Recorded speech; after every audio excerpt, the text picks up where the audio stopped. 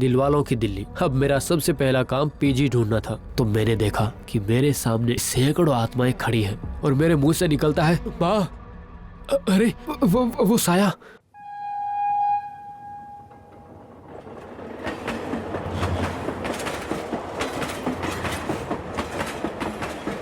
दिल्ली के इंसिडेंट के बाद मैं घर चला गया था। क्या करूं? मेरे साथ पीजी में जो घटना घटी उसने मेरी रातों की नींद उड़ा दी थी। घर वालों से पूछने पर मैंने कहा कि मन नहीं लग रहा था। उठते बैठते जागते सोते बस उस साये के ख्याल आते थे। मुझे मेंटली ठीक होने में करीब 6 महीने लग गए थे, लेकिन ठीक होने के बाद वही काम का टेंशन। फिर एक दिन मेरे स्कूल के दोस्त सूरज का फ़ोन आता है। हेलो सूरज। अनुज, तू कहीं काम कर रहा है क्या? नहीं, अभी तो नहीं। अच्छा सुन, मैं वर्धमान में एक ऑफिस में काम करता हूँ। अभी वहाँ वैकेंसी है, तू एक बार वहाँ आ जा। सैलरी भी ठीक ठाक है। अभी? हाँ भाई, ज़्यादा सोच मत। आजकल अच्छी नौकरी मिलती कहाँ है। कल की ट्रेन पकड़ और आ जाना। और आज मैं वर्धमान जा रहा हूँ, लेकिन इस बार रूम की टेंशन नहीं थी, ना ही किसी से रास्ता पूछने की। फिलहाल अभी स्टेशन पे पहुंचने में 2 घंटे बाकी हैं। तब तक मैं सो जाता हूं।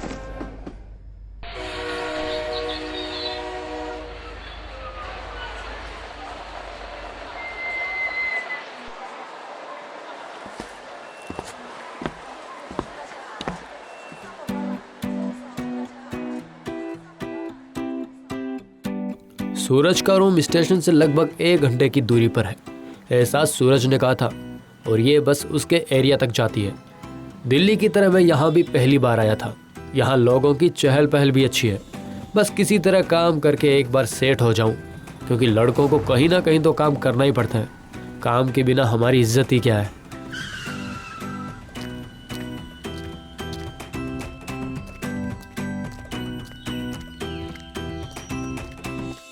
और भाई अनुज, कैसा है? ठीक हूँ। आने में कोई दिक्कत तो नहीं हुई? नहीं। चल आजा, रूम में चलते हैं। फिलहाल मैं पहुंच चुका था। गेट से अंदर घुसते ही सामने 2 मंजिल का पुराना लाल रंग का घर था। अनुज ने कहा वो ओनर का घर है और उसमें 2 ही लोग रहते हैं, पति और पत्नी, जिनकी उम्र लगभग 60 से ज़्यादा की होगी। उनका इकलौता बेटा विदेश में नौकरी करता था। घर को देखकर ऐसा लग रहा था जैसे काफ़ी समय से इसकी मरम्मत नहीं हुई हो। सच कहूँ तो ये किसी हॉरर फिल्म के घर जैसा लग रहा था। थोड़ा आगे जाने पर एक गौशाला थी, जिसमें एक गाय और उसका बछड़ा था, और उसके ठीक सामने सूरज का रूम था। और हाँ, एक तरफ एक छोटा सा कुआं भी था।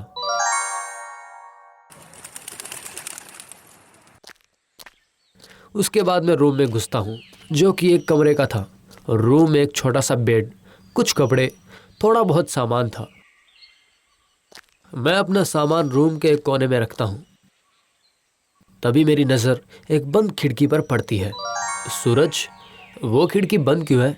वो खिड़की? अरे उधर कुछ नहीं है, बस झाड़ियाँ और थोड़ा सा जंगल है।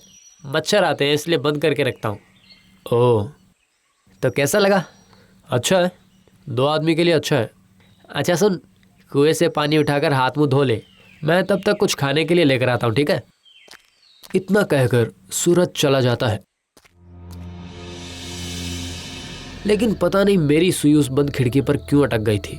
तो मैंने सोचा कि एक बार खिड़की खोलकर देखता हूं। और मैं खिड़की खोलने लगा और खिड़की खुल गई। जैसा सूरज ने कहा था वैसा ही था, झाड़ियां और थोड़ा सा जंगल।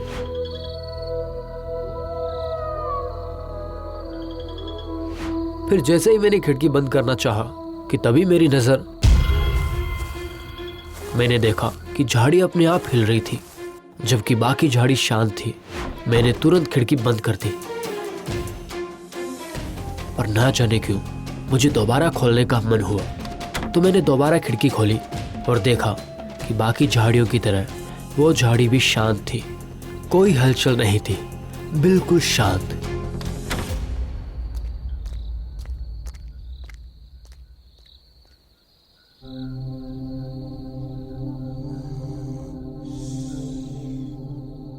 वो झाड़ी आखिर क्यों हिल रही थी? क्या वहां कुछ था? या ये सिर्फ मेरा भ्रम था? कल क्या एक बार सूरज से बात करूं? नहीं नहीं, मुझे लगता है मैं कुछ ज्यादा ही सोच रहा हूं। शायद नई जगह है इसलिए। यही सब सोचते सोचते आखिर में मुझे नींद आ ही जाती है।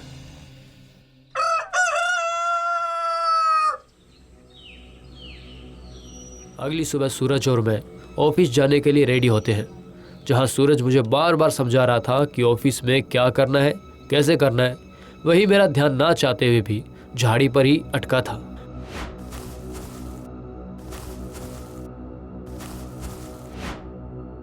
अच्छा सूरज, एक बार ये खिड़की खोलकर देखूं क्या? क्या? खिड़की? मैं तुझसे ऑफिस के बारे में बात कर रहा हूँ और तुझे खिड़की खोलने की पड़ी है। हाँ यार, एक बार। अच्छा ठीक है। मेरे कहने पर सूरज खिड़की खोलता है और मैं उत्सुकता से खिड़की से बाहर उसी जगह पर देखता हूँ जहाँ मैंने रात को झाड़ियाँ हिलती हुई देखी थी। तभी मेरा ध्यान झाड़ी पर अटकी एक पतंग पर गया। वो हवा के झोंके से इधर उधर डोल रही थी। पतंग? उफ, इसका मतलब रात में मैंने इसे देखा था। अनुज, क्या हुआ? कुछ नहीं। ठीक है, अब चल, हमें ऑफिस के लिए निकलना चाहिए। उसके बाद हम ऑफिस के लिए निकल जाते हैं और करीब 15 मिनट में ऑफिस पहुंच जाते हैं। ऑफिस का वातावरण काफ़ी अच्छा था, जैसा कि सूरज ने बताया था, और सभी स्टाफ हेल्पिंग नेचर के थे।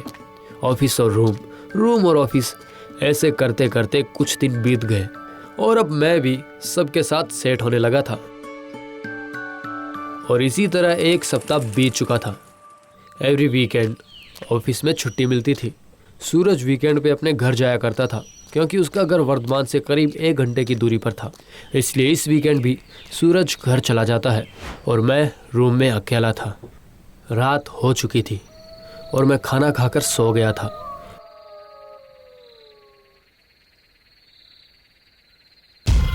फिर अचानक आधी रात को मेरी नींद टूट जाती है और मैंने देखा बिजली नहीं है। मैंने जल्दी से अपने मोबाइल की फ्लैश लाइट ऑन की और इधर उधर देखने लगा।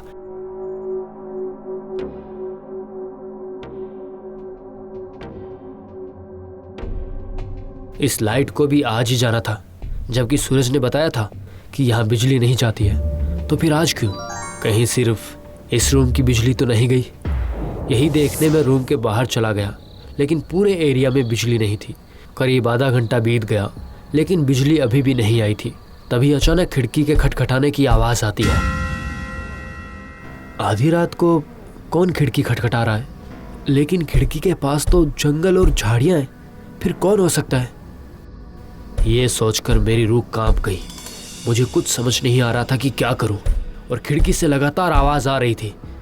मैं सोचने लगा, मकान मालिक को आवाज़ दूं, लेकिन क्या उन्हें अभी आवाज़ देना सही होगा? और इसके अलावा दोनों बुजुर्ग हैं। नहीं, अभी उन्हें परेशान करना ठीक नहीं होगा। इससे अच्छा होगा कि मैं खिड़की खोल के देख ही लेता हूँ। इसके बाद मैंने हिम्मत जुटाई और धीरे धीरे खिड़की के पास जाकर खिड़की खोलने लगा। और फिर जैसे ही खिड़की खुली तो मन खिड़की से थोड़ा सा दूर हट गया। मोबाइल की फ्लैशलाइट से मैंने देखा कि झाड़ की कुछ डालियाँ हवा के कारण बार बार खिड़की से टकरा रही थी, और जिसकी वजह से खिड़की से आवाज़ आ रही थी। अब जाके मुझे कुछ राहत मिली थी। मैंने खिड़की बंद कर दी और फिर जैसे ही मुड़ा, जबकि मोबाइल की फ्लैश ऑन थी। अरे, मुझे कुछ दिखाई क्यों नहीं दे रहा है? मैं मोबाइल का फ्लैश अपने चेहरे के सामने लाया और देखा, मेरे सामने वही काला साया खड़ा है। मेरी चीख निकल गई। मैंने आओ देखा ना ताओ सीधे रूम से भागकर बाहर निकल गया और गौशाला में चला गया। काला साया, साया, लेकिन ये तो दिल्ली में था। सिर्फ शीशे में ही देख पा रहा था, लेकिन अब मैं उसे खुली आंखों से देख सकता था। अब वो धीरे धीरे मुझ पर हावी होने लगा था। मेरा शरीर, मेरे पैर जैसे बेजान हो रहे थे।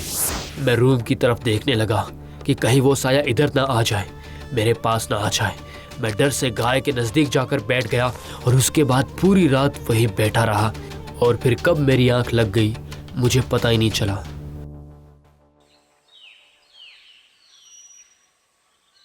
अगली सुबह सूरज आकर मुझे नींद से जगाता है।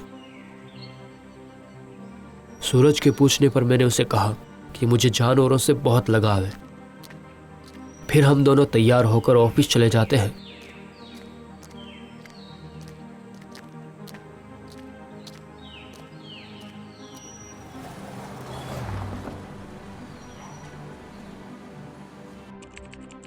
रात में नींद पूरी नहीं होने की वजह से मुझे ऑफिस में नींद आने लगी थी, तो इसलिए मैं बाथरूम में मुंह धोने चला गया।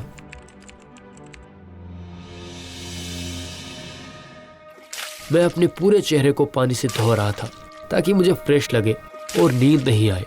ऐसा करने के बाद जैसे ही मैं बाथरूम के शीशे में देखता हूं, ये यहां भी आ गया। नहीं नहीं नहीं, कहीं मुझे गलतफहमी तो नहीं हो रही है। ये सोचकर मैं फिर से अपना चेहरा पानी से धोता हूं, फिर अपने पीछे देखता हूं।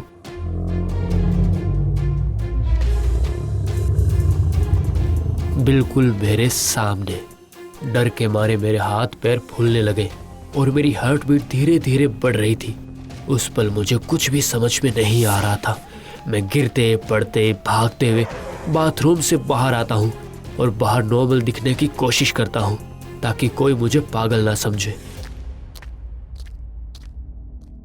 मैं सीधा अपने डेस्क पर जाकर बैठ जाता हूँ और बार बार बाथरूम की तरफ देखने लगता हूँ।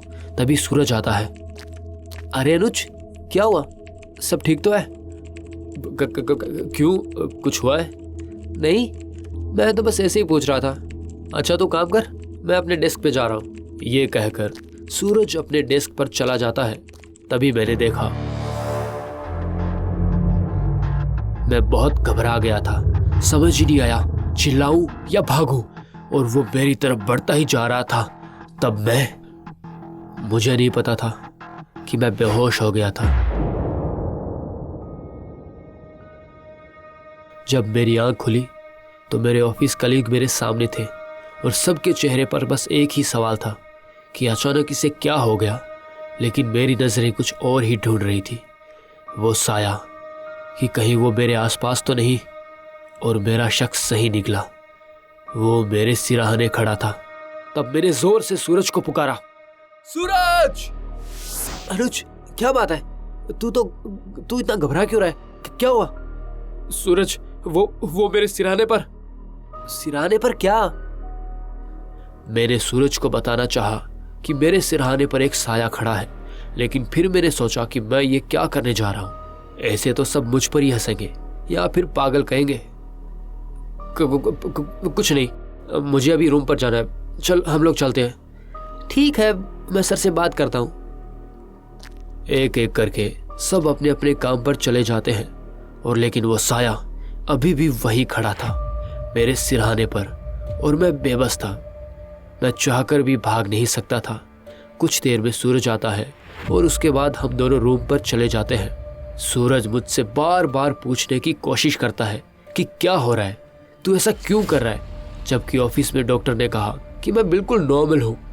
फिर मैंने सूरज को सब कुछ बताना ज़रूरी समझा, क्योंकि मैं नहीं चाहता था कि मेरी वजह से उसे कोई परेशानी हो। इसलिए मैंने उसे वो सब कुछ बता दिया जो दिल्ली से लेकर यहाँ तक मेरे साथ हुआ। कैसे दिल्ली में मुझे एक साया मिला था और मैं दिल्ली छोड़ के घर वापस चला गया। क्या साया?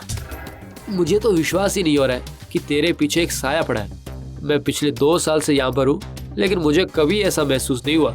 अच्छा, क्या साया अभी यहाँ पे है? मतलब क्या तू उसे अभी देख सकता है? हाँ, वो तेरे पीछे खड़ा है। लेकिन ये बात सच थी। अब वो साया मेरे साथ ही था। मैं जहां भी जा रहा था वो साया भी मेरे साथ साथ जा रहा था।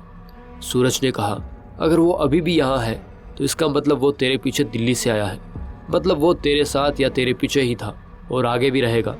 तू उससे भाग नहीं सकता, बल्कि तुझे उस साये से पीछा छुड़ाना होगा। वर्धमान में एक प्रसिद्ध पंडित जी थे। हम दोनों उनके घर गए। मैंने पंडित जी को पूरी बात बताई। उसके बाद पंडित जी ने एक कागज निकाला और कुछ लिखने लगते हैं, और फिर अपनी आंखें बंद करके मंत्र का जाप करने लगे। फिर थोड़ी देर बाद कहते हैं, देखो बेटा, वो साया तब तक तुम्हारा पीछा नहीं छोड़ेगा जब तक उसे मुक्ति ना मिल जाए। तुमने दिल्ली में किसी के उतारे पर पैर दे दिया था, मतलब ये साया तुमसे पहले किसी और के पीछे था, उन्होंने इसका उतारा किया, जिसे टोटका भी कह सकते हैं। शायद नींबू, नारियल या फिर कोई ऐसी धातु या चीज तुम्हें अनजाने में उस पे पैर रख दिया है। पर पंडित जी, इसने तो जानबूझकर नहीं किया होगा, आप कुछ कीजिए ना। देखो, तुम्हारा दोस्त खुशकिस्मत है क्योंकि ये कोई बुरा साया नहीं है, वरना कुछ भी हो सकता था। मैं तुम्हें एक सरल उपाय बताता हूँ, उससे सब ठीक हो जाएगा। पंडित जी ने मुझे सुबह सुबह नहाकर स्वच्छ कपड़े पहनकर नियमित रूप से कुछ दिन तक गीता के पाठ करने को कहा और कहा कि गीता पाठ करते ही उसे मुक्ति मिल जाएगी। इसके बाद मैं नियमानुसार गीता पाठ करना शुरू कर देता हूँ। धीरे धीरे वो साया मुझे दिखना बंद हो गया। शायद उसे मुक्ति मिल गई होगी, लेकिन मैं अभी भी गीता का पाठ करता हूँ, डर से नहीं, मन से, ताकि अगर उसके जैसा कोई भी हो तो उसे भी मुक्ति मिल जाए। मैं अभी भी वर्तमान में ही काम करता हूँ और अभी सब ठीक है।